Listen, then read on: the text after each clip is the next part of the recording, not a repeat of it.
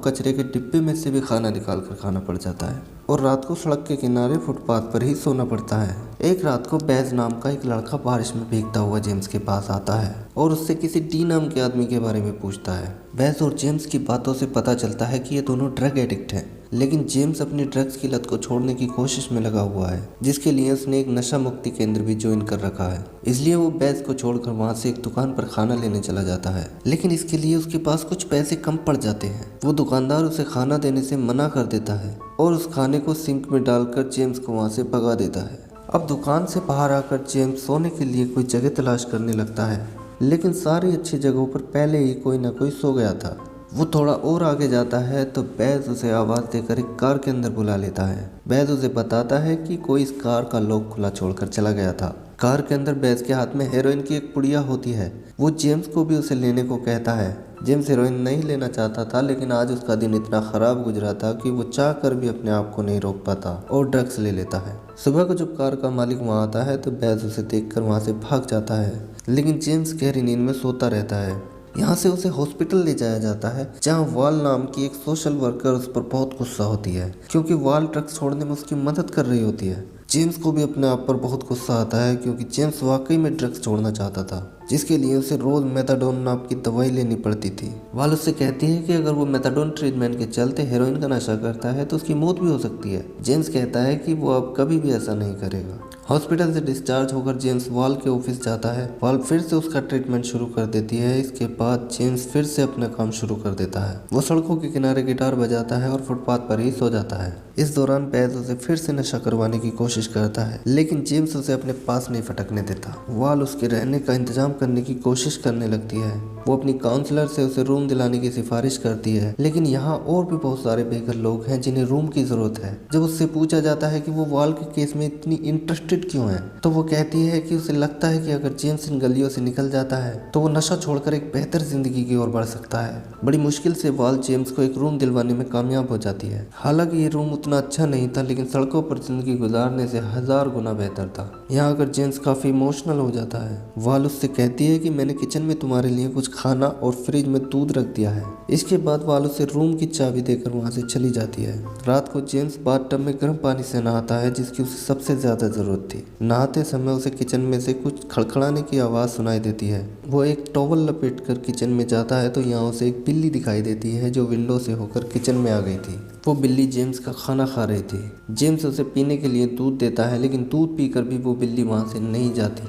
वो जेम्स के साथ काफ़ी फ्रेंडली हो जाती है। जेम्स उसे आज रात यहीं रुकने देता है और उसे गिटार बजाकर सुनाता है। रात को जब वो सो जाता है तो वो बिल्ली उसके पास बैठकर ही रात गुजारती है। अगले दिन जेम्स बिल्ली को अपने साथ लेकर उसके मालिक को ढूंढने की कोशिश करता है। वो पड़ोस के दरवाजे खटखटाकर लोगों से पूछता है कि वो बिल्ली उनकी तो नहीं है, लेकिन कहीं भी उस बिल्ली का मालिक नहीं मिलता। अब वो बिल्ली को एक जगह नीचे छोड़ देता है और वहाँ से चला जाता है। इसके बाद जेम्स अपनी रोजमर्रा की जिंदगी में लग जाता है। वो रोज मेडिकल स्टोर जाकर मेथाडोन की खुराक लेता है और सड़कों पर गिटार बजाकर अपने खाने के लिए कुछ पैसे इकट्ठे करता है। एक दिन जब वो रास्ते में गिटार बजा रहा होता है तो उसे उसके डैड दिखाई देते हैं। वो पीछे से अपने डैड को आवाज देता है, लेकिन उसके डैड, जिनका नाम जैक है, वो उसे देखकर खुश नहीं होते।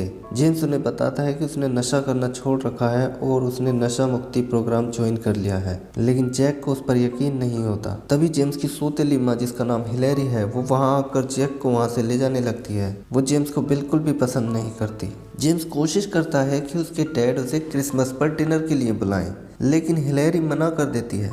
तब जेम्स का दिल रखने के लिए जैक उससे कहता है कि हम तुम्हें किसी और दिन घर पे बुलाएंगे। जैक जाते हुए जेम्स को कुछ पैसे दे देता है जो सिर्फ 20 पाउंड होते हैं। जेम्स वो पैसे नहीं लेना चाहता था, लेकिन इस समय वो ऐसी स्थिति में नहीं था कि उन पैसों को लेने से मना कर पाता। इन पैसों से वो हफ्ते भर अच्छा खाना खा सकता था। जेम्स को ऐसा लगता है जैसे वो उनका पीछा छोड़ने के लिए उसे रिश्वत दे रहे हो। जेम्स वापस आता है तो उसके रूम के बाहर उसे वही बिल्ली मिलती है। उस बिल्ली के ऊपर कुछ घाव हो चुके थे और उनसे खून निकल रहा था। वो उसके पड़ोस में रहने वाली लड़की बेटी को उस बिल्ली को दिखाता है। बेटी उस बिल्ली के घावों को देखकर कहती है कि उसे एंटीबायोटिक्स की जरूरत है, वरना इन्फेक्शन फैल सकता है। बेटी उसे एक एनिमल चैरिटी का नंबर देती है जो उस बिल्ली का इलाज फ्री में कर सकते हैं। वो उस बिल्ली को एक अलग सा नाम देती है और ये नाम होता है बॉब। अब जेम्स बॉब को लेकर वहाँ पहुँच जाता है। लेकिन यहाँ पहले ही काफी जानवर लाइन में थे, इसलिए बहुत लंबी वेटिंग के बाद उसका नंबर आने वाला था। जेम्स बॉब को लेकर बाहर वेटिंग रूम में बैठ जाता है और बेचैनी से अपने नंबर का इंतजार करने लगता है, क्योंकि आज वाल के साथ उसकी अपॉइंटमेंट है जिसे वो किसी हाल में मिस नहीं करना चाहता।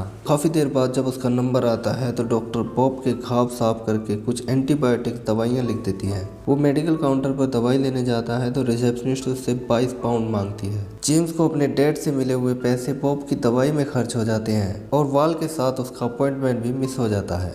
वो घर आकर बॉब को दवाई खिलाने की कोशिश करता है, लेकिन कई घंटे की कोशिश के बाद भी जब बॉब उसके हाथ से दवाई नहीं खाता तो जेम्स उसे बेटी के पास ले जाता है, जो बड़ी आसानी से बॉब को दवाई खिला देती है। जेम्स और बेटी बातें करने लगते हैं। बेटी की बातों से जेम्स को पता चलता है कि वो ड्रग एडिक्ट लोगों से नफरत करती है, इसलिए जेम्स उसे अपने बारे में सिर्फ इतना ही बताता है कि वो एक म्यूजिशियन है। इसके बाद जेम्स वाल के साथ फिर से अपॉइंटमेंट लेता है। वाल उस पर बहुत गुस्सा होती है। वो उससे कहती है कि अगर वो ऐसा ही करता रहेगा तो जो रूम उसे मिला हुआ है वो भी उससे छीन लिया जाएगा। जेम्स उसे बॉब और बेटी के बारे में बताता है तो वो उसे समझाती है कि तुम्हारे लिए अभी कोई नई रिलेशनशिप ठीक नहीं है, क्योंकि किसी भी तरह के अच्छे बुरे इमोशंस किसी भी ड्रग एडिक्ट के लिए खतरनाक हो सकते हैं। कुछ हफ्ते बाद बॉब के घाव बिल्कुल ठीक हो जाते हैं। अब तक जेम्स को बॉब से काफी लगाव हो चुका था और वो दोनों हर समय साथ में रहते थे।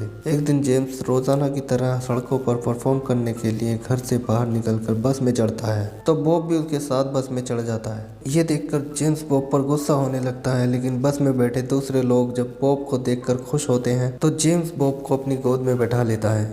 बस कंडक्टर भी बॉब के गले में एक पुराने जूते का फीता बांध देती है। अपने स्टॉप पर उतरकर जेम्स बॉब की लेस पकड़कर चल देता है, लेकिन बॉब उसे चारों ओर खींचने लगता है। अब जेम्स बॉब को अपने कंधे पर बिठाकर कवेंट गार्डन में परफॉर्म करने लगता है। बॉब को देखकर वहाँ एक भीड़ जमा होने लगती है और देखते ही देखते उनके पास काफी पैसे इकट्ठे हो जाते हैं। जेम्स ये देखकर बहुत खुश हो जाता है। इन पैसों से वो अपने और बॉब के लिए अच्छा खाना खरीदता है। बैज उसे फॉलो करता हुआ उसके पीछे आ जाता है। जेम्स उसे कुछ पैसे दे देता है और कहता है कि ये पैसे खाना खाने के लिए हैं, इनसे ड्रग्स मत लेना। बैज पैसे लेकर वहां से चला जाता है। इसी तरह कई हफ्ते बीत जाते हैं। जेम्स और बॉब साथ में परफॉर्म करते हैं। अब बॉब गिटार के ऊपर बैठता है और जेम्स गिटार बजाकर गाने गाता है। जेम्स और बॉब कवेंट गार्डन में लोगों के फेवरेट बन जाते हैं। एक दिन एक लेडी बॉब के गले में एक प्यारा सा नीला स्कार्फ बांध देती है। रात को जेम्स बेटी को डिनर पर इनवाइट करता है, लेकिन बेटी कहती है कि वो उसके लिए डिनर तैयार करेगी। अब दोनों बेटी के रूम में डिनर करते हैं और बॉब उन्हें देखता रहता है। एक रात को जेम्स ग्रोसरी शॉप से वापस आ रहा होता है तो उसे रास्ते में बैज बेसुध पड़ा हुआ मिलता है। उसके बराबर में खाली सिरिंज पड़ी हुई थी। अब बेटी भी वहां आकर जेम्स की हेल्प करती है। इसके बाद एम्बुलेंस आकर बैज को हॉस्पिटल ले जाती है। अब बेटी जेम्स को बताती है कि उसका भाई भी ड्रग्स ओवरडोज की वजह से मर गया था। वो इसी घर के बाथरूम में पड़ा हुआ मिला था जहाँ वो आज रहती है। अब जेम्स अपने अगले अपॉइंटमेंट में वाल से मेथाडोन की ट्रीटमेंट को रोकने के लिए कहता है, क्योंकि इस समय वो कम करते करते बहुत ना के बराबर मेथाडोन ले रहा था। वो अब बिल्कुल क्लीन होना चाहता था, लेकिन वाल उसे थोड़े दिन और रुकने को कहती है। अब जेम्स और बेटी एक साथ क्रिसमस मनाते हैं। बेटी उसे एक पेंटिंग गिफ्ट करती है और जेम्स उसके लिए गिटार बजाता है। इसके बाद जेम्स बॉब को लेकर अपने डैड के घर जाता है, लेकिन उसकी सौतेली बहनें उसे नशेड़ी कहती हैं। जेम्स के डैड जैक भी उसे घर से बाहर चले जाने को कहते हैं, लेकिन तभी बॉब जेम्स के कंधे से उतरकर इधर उधर भागने लगता है और घर में रखी कई चीजें टूट जाती हैं। जेम्स की सौतेली माँ ये सब देखकर चिल्लाने लगती है, जिसके बाद जेम्स बॉब को लेकर वहाँ से वापस आ जाता है। अगले दिन जब जेम्स कवेंट गार्डन में परफॉर्म कर रहा होता है तो वहाँ पर एक लड़का अपने कुत्ते से जेम्स के बैग के ऊपर पेशाब करवा देता है, जिससे वहाँ कुछ लोग उस लड़के को पीटने लगते हैं। अब पुलिस वहाँ आकर जेम्स को पकड़ कर ले जाती है। सीसीटीवी फुटेज देखकर पता चलता है कि जेम्स की इसमें कोई गलती नहीं थी, लेकिन जेम्स पर 6 महीने तक परफॉर्म करने का बैन लग जाता है। वाल जेम्स को जमानत पर छुड़ा लाती है और उसकी मेथाडोन की डोज याद दिलाती है, लेकिन जेम्स पहले बॉब के बारे में पूछता है कि वो कहाँ है। वो उसे बताती है कि वो पुलिस के पास है, तुम उसे वहां जाकर ले सकते हो। जेम्स जल्दी से डिस्पेंसरी जाकर मेथाडोन की डोज लेता है, लेकिन यहाँ बेटी उसे देख लेती है। उसे पता चल जाता है कि जेम्स एक ड्रग एडिक्ट है। वो जेम्स से फ्रेंडशिप खत्म करके वहां से चली जाती है, क्योंकि जेम्स ने उससे ये बात छुपाई थी। अब 6 महीने का बैन लगने से जेम्स का इनकम सोर्स भी खत्म हो गया था, इसलिए वो बिग इशू नाम की मैगजीन बेचने की नौकरी शुरू कर देता है। हमेशा की तरह बॉब उसके साथ ही रहता है। बिल्ली को देखकर लोग अट्रैक्ट होते हैं और उनके साथ सेल्फी लेने के लिए मैगजीन खरीदते हैं।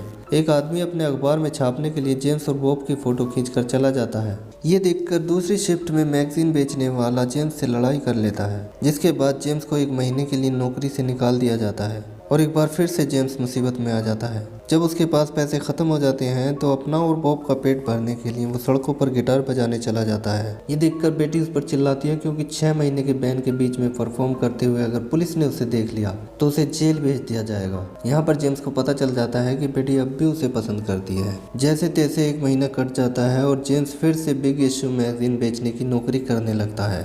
यहाँ एक लेडी उसे बॉब को खरीदने के लिए कहती है, लेकिन जेम्स बॉब को बेचने से मना कर देता है। तभी एक कुत्ते को देखकर बॉब डर जाता है और वहाँ से भागने लगता है। जेम्स उसके पीछे पीछे भागता है, लेकिन बॉब उसके सामने से गुम हो जाता है। जेम्स उसे 2 दिन तक ढूंढता रहता है। जब बॉब का कुछ पता नहीं चलता तो वो फ्रस्ट्रेट होकर ड्रग डीलर के पास चला जाता है, जो उसके अपार्टमेंट के आसपास घूमते रहते थे। लेकिन वो किसी तरह अपने आप को रोक लेता है और वापस अपने रूम में आ जाता है। यहाँ आकर वो देखता है कि बॉब किचन में उसका इंतजार कर रहा होता है। इस तरह जेम्स ड्रग्स लेने से बच जाता है। बॉब के वापस आने पर जेम्स का कॉन्फिडेंस बढ़ जाता है। वो मेथाडोन की डेली डोज रोकने के लिए वाल को राजी कर लेता है। वाल जेम्स को बताती है कि मेथाडोन लेना बंद करने के बाद किसी भी ड्रग एडिक्ट का 1 हफ्ता बहुत ज़्यादा तकलीफ में गुजरता है। इसमें तेज बुखार से भी 100 गुना ज़्यादा तकलीफ होती है। तुम ये सब अकेले नहीं कर सकते। जेम्स कहता है कि अब मैं अकेला नहीं हूँ क्योंकि बॉब मेरे साथ है। वो बेटी का दरवाज़ा नॉक करता है, लेकिन उसे लगता है कि बेटी दरवाज़ा नहीं खोलेगी, इसलिए वो उससे बाहर से ही कहता है कि अगले कुछ दिन के लिए वो अपने घर के अंदर ही रहेगा।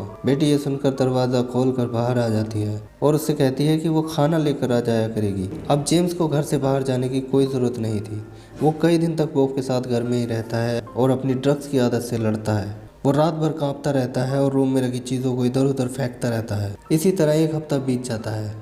एक सुबह उठकर जेम्स को लगता है कि अब उसकी ड्रग्स लेने की इच्छा बिल्कुल ख़त्म हो चुकी है। वो वाल से मिलकर उसका धन्यवाद करता है और वहाँ से बेटी के पास जाता है, जो वहाँ से अपने घर जा रही थी। लेकिन जाने से पहले वो जेम्स को अपने घर का एड्रेस और फ़ोन नंबर देती है। अब एक लिटरेसी एजेंसी जेम्स और बॉब पर किताब लिखने के लिए जेम्स से कॉन्टैक्ट करती है। वो जेम्स को एक लैपटॉप देते हैं जिसमें वो अपनी और बॉब की कहानी को लिख सके। जेम्स अपने डैड के पास भी जाता है। वो उनसे बताता है कि उसने ड्रग्स छोड़ दी है और वो अब पूरी तरह क्लीन हो चुका है।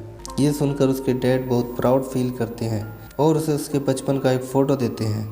अब वो दिन आ जाता है जब जेम्स की बुक पब्लिश हो जाती है। पब्लिश होते ही बुक स्टोर्स पर खरीदने वालों की लाइन लग जाती है और ये कुछ ही दिन में बेस्ट सेलिंग बुक बन जाती है। जेम्स की सफलता पर उसे प्रेस कॉन्फ्रेंस के लिए बुलाया जाता है, जिसमें बेटी और जेम्स के पिता भी शामिल होते हैं। इसके बाद जेम्स सड़कों पर गिटार बजाना और मैगजीन बेचने का काम बंद कर देता है। वो अपने लिए घर खरीद लेता है। जेम्स और बॉब अभी भी साथ में ही रहते हैं। अब वो दोनों चैरिटी संस्थाओं के लिए काम करते हैं। मूवी के आखिर में हमें असली जेम्स बोवेन और बॉब की तस्वीर दिखाई जाती है, जिनकी ज़िंदगी पर यह फिल्म बनाई गई थी। इसी के साथ ये मूवी यहीं पर एंड हो जाती है। तो मिलते हैं